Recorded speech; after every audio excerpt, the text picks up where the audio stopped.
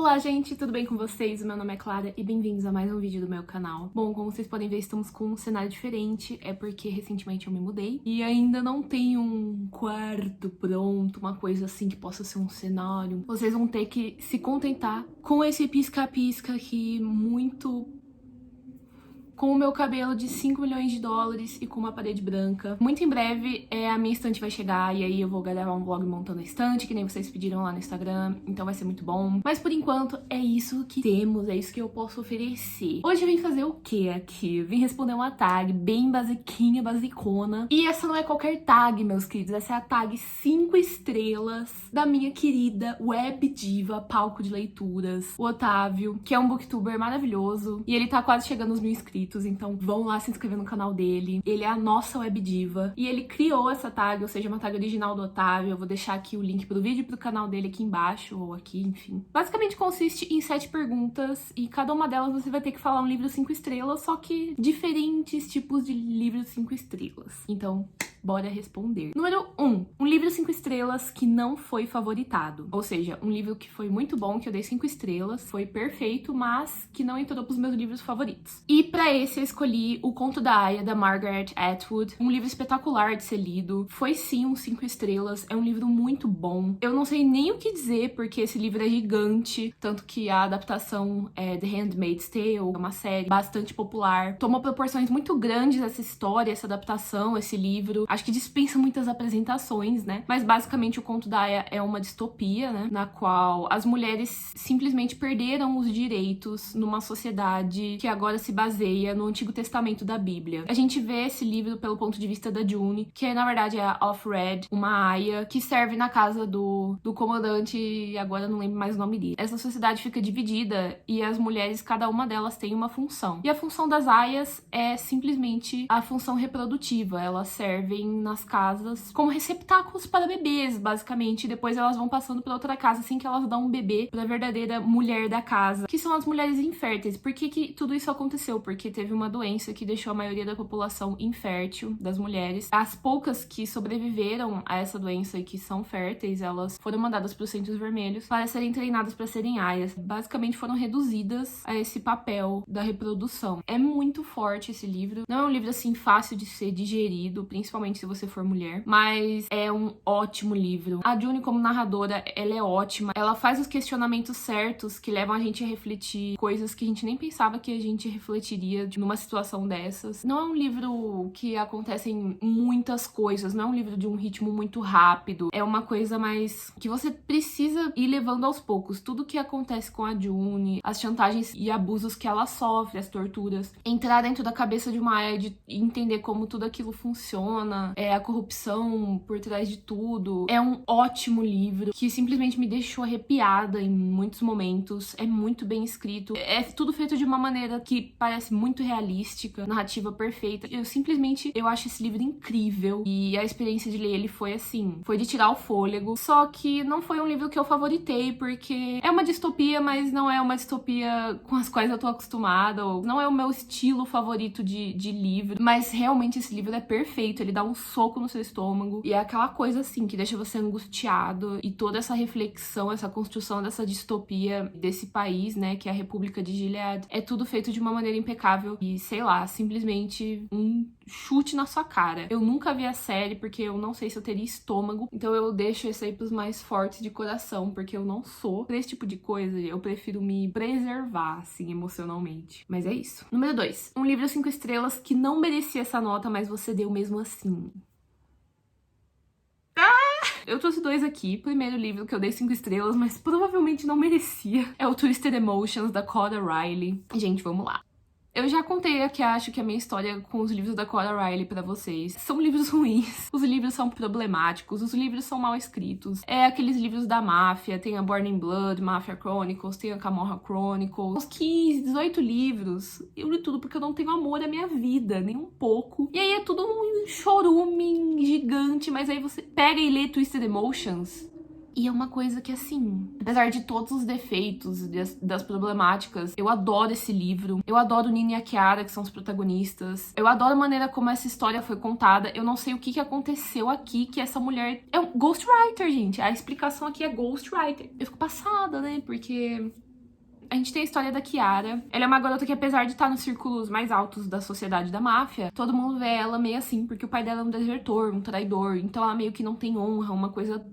E ela também tem um passado difícil, porque ela foi abusada sexualmente por um membro familiar dela dentro da máfia. Esse ambiente na máfia não é um ambiente muito bom para as mulheres, na verdade não é nada bom. Então ela sempre permaneceu calada e nunca falou nada pra ninguém, aguentando aquilo por muitos anos, enfim. E aí a gente tem os Falcone, que são a máfia de Las Vegas. O chefe dessa máfia, dos Falcone, é o Remo. Ele quer fazer meio que uma aliança com a máfia de Nova York pra tentar derrotar Chicago. Ele vai casar o segundo irmão mais velho dele, né, porque ele é o mais velho, o Nino Falcone, com a Kiara. Eles vão fazer um casamento arranjado. Gente, esse casamento arranjado é um plot muito comum dentro desses livros. Na verdade, é o plot de quase todos eles. E até aí, tudo bem, né? Na verdade, nada bem. Mas é tudo normal. Na verdade, nada normal. Kiara, ela meio que não tem nada em Nova York. Todo mundo olha pra ela com o canto do olho. Ela não se sente querida. Ela não se sente parte de nenhuma família. Então, pra restaurar a honra da família dela, ela meio que aceita. Na verdade, ela não tem muita escolha, né? E aí ela vai pra Las Vegas pra ser esposa do Nino Falcone.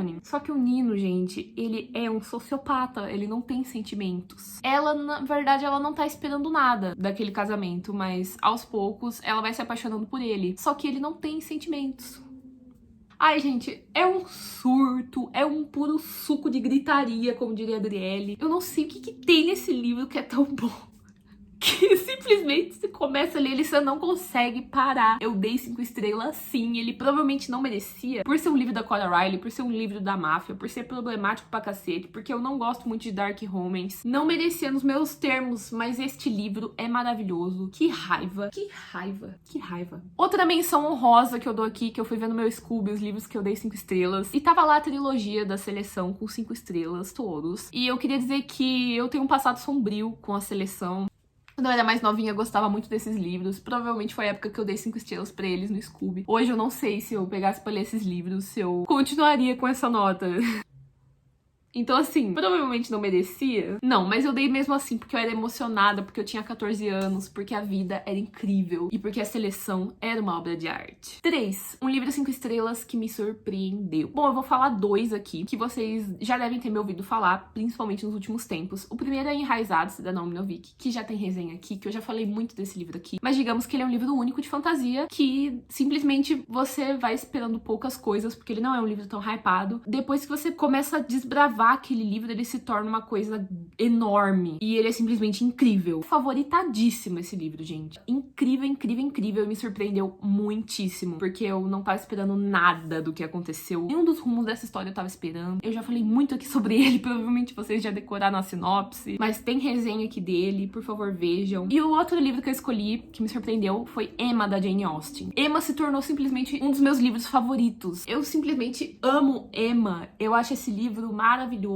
Eu acho que Jane Austen podia acabar comigo se ela quisesse. Eu sempre tinha um receio muito grande em ler Emma, porque ele é o maior livro que a Jane Austen já escreveu. Ele tem mais ou menos umas 400, 500 páginas. Os livros da Jane Austen, apesar de serem clássicos, são muito gostosos de ler. Não é difícil, mas até você se acostumar com tudo aquilo, não só com a escrita, mas também com o contexto histórico, que é uma coisa que eu acho muito importante a gente entender se a gente quiser realmente apreciar os livros da Jane Austen. A gente tem que pensar no momento e no ambiente que ela escreveu esses livros. E quando a gente entende isso, a gente entende por que são clássicos e por que essa escritora foi revolucionária sim. Eu tinha um pé atrás com Emma, porque muitas pessoas não gostavam da Emma como protagonista. Diversas coisas, o tamanho, eu não saber nada sobre a história, uma coisa que acontece muito porque Orgulho e Preconceito, por exemplo, é uma história que a maioria das pessoas conhece, Razão e Sensibilidade. E aí cheguei em Emma, apesar de ser uma história muito famosa, eu não sabia direito sobre o que falava. Eu já tinha assistido a adaptação de 96 com a Guinness F. Paltrow, e aí eu sabia que tinha uma coisa meio que ela era uma garota rica, mimada, que gostava de dar pitaco na vida de todo mundo, que ela acabava meio que se apaixonando por um amigo da família, que era mais velho. E aí foi depois que eu vi a adaptação de 2020 com a Anya Taylor-Joy que eu me apaixonei por essa história e eu pensei, eu vou ler esse livro agora. E eu li, e foi maravilhoso. Esse livro é maravilhoso. Eu adoro Emma Woodhouse como protagonista. Eu adoro os personagens secundários desse livro. Eu adoro o humor desse livro. O Sr. Knightley, o romance, a ambientação, o desenvolvimento da Emma aqui. É tudo impecável. Eu amo Emma e me surpreendeu muito, porque eu não esperava que eu fosse gostar tanto dessa história. E eu digo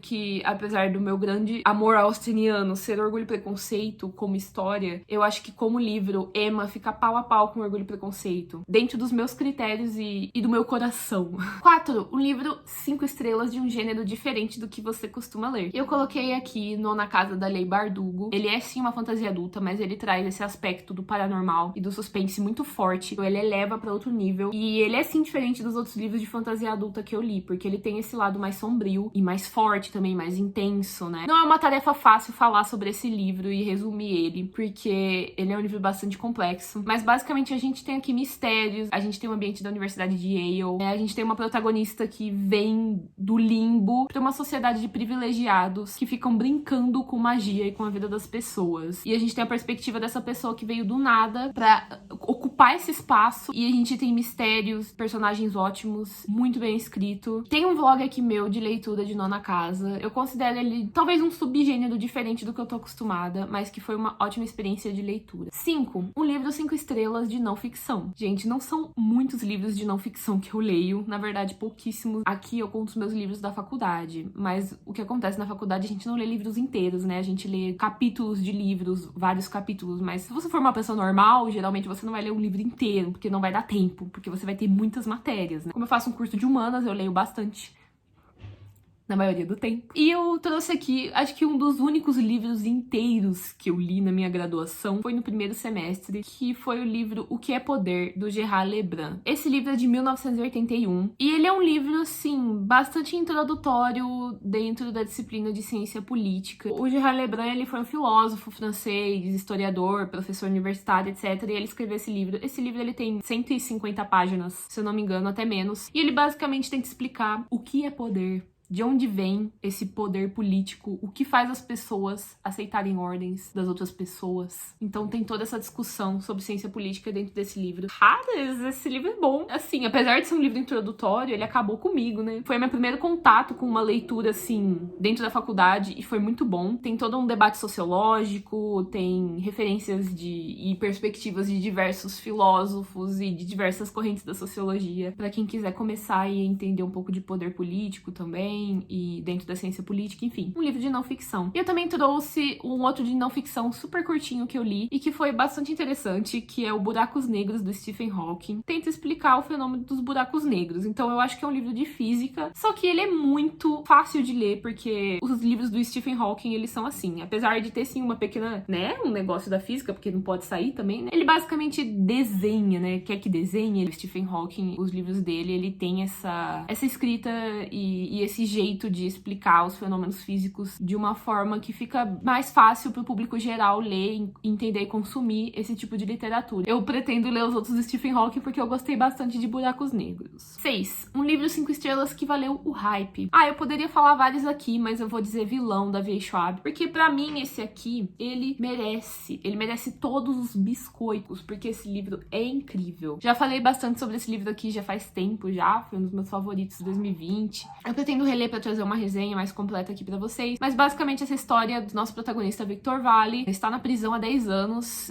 por causa de algo que aconteceu com um amigo dele. Basicamente o que a gente sabe é que agora ele está saindo da prisão pra se vingar do ex-amigo Nêmesis Eli, que era um companheiro dele da faculdade de medicina. E aí tem toda uma temática sobre poderes, ética, heróis, vilões. É um sabor maravilhoso. Sim, Victor Valley é o patrão. 7, última pergunta. Um livro 5 estrelas pra todo mundo, menos pra você. Não consegui pensar muito bem em um livro 5 estrelas pra todo mundo, então eu trouxe aqui 2 que eu acho que a maioria das pessoas que leu, que eu sei, gostaram muito, favoritaram e deram 5 estrelas, que é Teto para Dois, da Beth O'Leary, e Corrente de Ouro, da Cassandra Clare. Teto para Dois é um livro que ficou muito falado aí, que o pessoal tá favoritando, dando 5 estrelas e tudo mais, e eu acho que eu fui esperando uma coisa mais sabe? Apesar desse livro ter momentos muito bons, apesar de eu adorar os protagonistas desse livro, a história deles, o desenvolvimento e superação, enfim, ele não foi um livro 5 estrelas pra mim. Acho que não teve uma coisa a mais que eu tava esperando, assim. Eu acho que eu fui com as expectativas muito altas por causa do que todo mundo tava falando, então não foi uma super leitura, foi uma leitura boa, ok, que eu gostei, mas que não foi um 5 estrelas. E é isso. A gata foi com muita sede ao pote. E Corrente de Ouro, da Cassandra Clare, que é um buraco mais fundo, é uma conversa mais longa. Tem vários motivos pelos quais eu